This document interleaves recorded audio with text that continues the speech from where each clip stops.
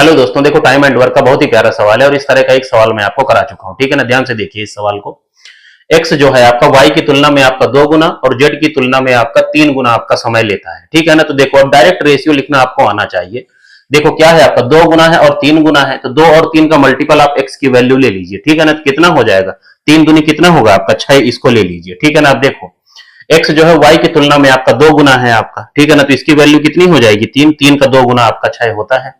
और क्या है जेड की तुलना में आपका 3 गुना है एक्स की वैल्यू। ठीक है ना, तो क्या होगा 2 का 3 गुना आपका 6 होता है। ठीक है ना, तो देखो एक्स वाई जेड का हमें टाइम मिल गया। ठीक है ना, अब देखो हमें क्या निकालना है, उनके एक दिन का काम आपको निकालना है। ठीक है ना, ये सब हम कई बार कर चुके हैं। अब इनकी इफिशियंसी आपको निकालना है एक दिन का काम। ठीक है ना, तो देखो जब एक्स का निकालना है तो वाई जेड को मल्टीप्लाई करो, कितना हो गया 3 दूनी 6। ठीक है ना, जब वाई को निकालना है तो एक्स जेड को मल्टीप्लाई करो, कितना हो गया 6 दूनी 12।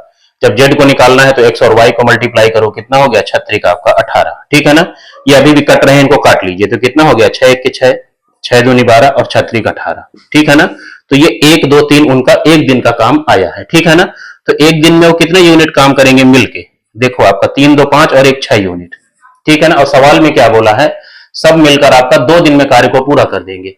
तो एक दिन में 6 यूनिट काम करेंगे, 2 दिन में कितना कर देंगे आपका 12 यूनिट आपका काम। ठीक है ना, तो देखो काम आपका पूरा कर देते हैं, तो 12 यूनिट आपका टोटल वर्क है। ठीक है ना, अब देखो आपको बताना है कि वाई कितने दिनों में करेगा। तो वाई एक दिन में आपका 2 यूनिट काम करता है, तो 12 यूनिट करने में उसे कितना समय लगेगा आपका, कितने गुना है आपका 2 का 12, 6 गुना है, तो उसे 6 दिन लगेंगे। ठीक है ना, तो ए पार्ट आपका आंसर हो जाएगा। ठीक है ना, तो देखो अगर आप डायरेक्ट रेशियो नहीं लिखोगे तो फिर थोड़ा बहुत आपको समय लग सकता है। ठीक है ना, नहीं तो अपना दिमाग लगाइए, और इस तरह का रेशियो लिखना कोई बड़ी चीज नहीं है। ठीक है।